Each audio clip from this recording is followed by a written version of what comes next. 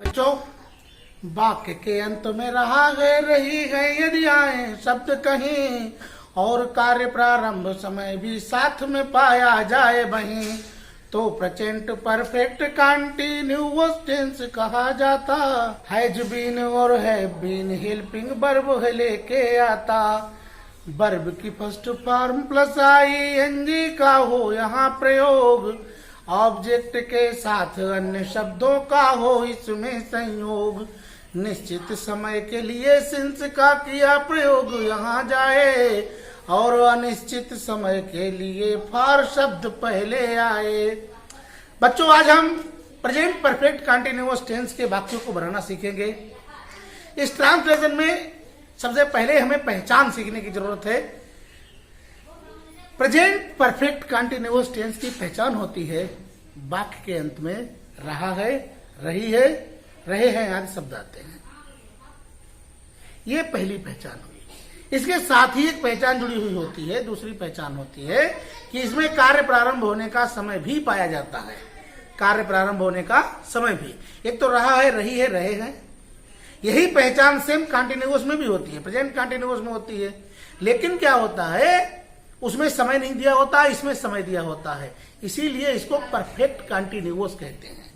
अच्छा, perfect continuous इस वाक्य को कहने का भी एक रीजन है।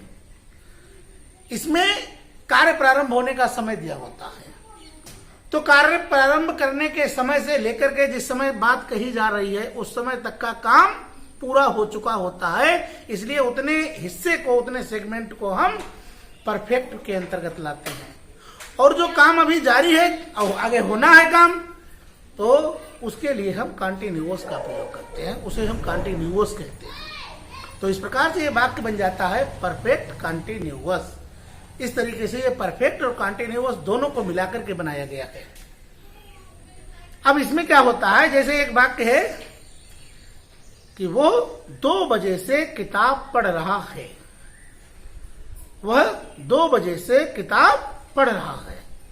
तो जिस समय ये बात कही जा रही है, मान लीजिए 2:15 पर यह बात कही जा रही है और उसने कार्य कितने बजे प्रारंभ किया था, 2 बजे। तो ये 15 मिनट का जो ड्यूरेशन था, जो 15 मिनट का टाइम था, जो पूरा हो चुका है, उतना वाक्य क्या हो गया, परफेक्ट। और उसके बाद जो काम अभी जारी है पढ़ने का, वो जो काम चल रहा है वो कंटीन्यूअस हो गया।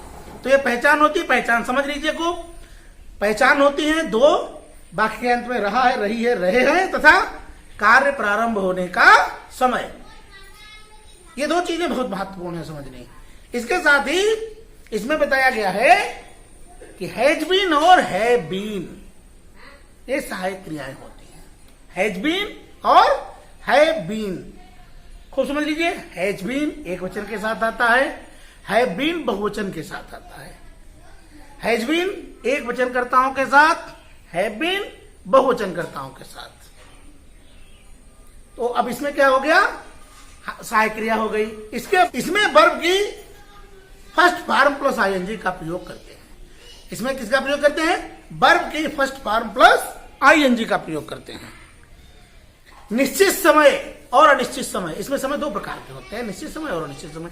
कार्य प्रारंभ होने का जो समय होता है वो एक तो निश्चित समय होगा या फिर अनिश्चित समय होगा। निश्चित समय कैसा होता है, जैसे 2 बजे, 2 बजे निश्चित समय है, वो 2 जब बजेंगे तभी वो समय होगा।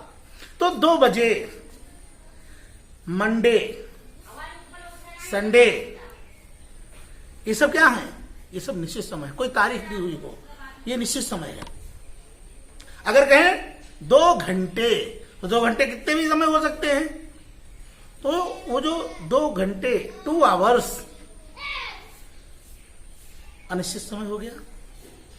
2 o'clock, 2 बजे, निश्चित समय हो गया। अंतर समझ में आ रहा है। निश्चित समय वो जो एक निश्चित समय पर आता है, जो आगे पीछे नहीं किया जा सकता है, तो उसे हम निश्चित समय कहते हैं। जिसको हम आगे पीछे हटा सकते हैं, बढ़ा सकते हैं, घटा सकते हैं। ये 2 घंटे हम पता लगा सवेरे पढ़ सकते हैं, शाम को भी पढ़ सकते हैं। तो वो 2 घंटे जो समय है वो अनिश्चित समय है।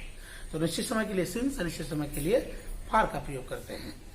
तो इस प्रकार से वाक्य सिंपल सेंटेंस बनाने के लिए हम पहले किसका प्रयोग करते हैं, कर्ता प्लस हैज बीन या हैव बीन प्लस वर्ब की first form plus ING plus object plus अन्य शब्द, फिर सिंस या फार में से किसी शब्द को लगाएंगे और जो कार्य प्रारंभ होने का समय दिया है वो लिखेंगे। जैसे हमने वाक्य सबसे पहले उदाहरण देकर बताया था कि वो 2 बजे से किताब पढ़ रहा है, तो ये वाक्य बनेगा he has been reading the book.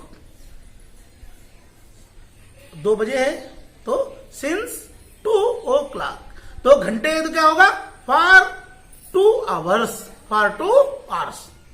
तो इस तरीके से ये वाक्य हम बनाते हैं प्रेजेंट परफेक्ट कंटीन्यूअस टेंस के वाक्य।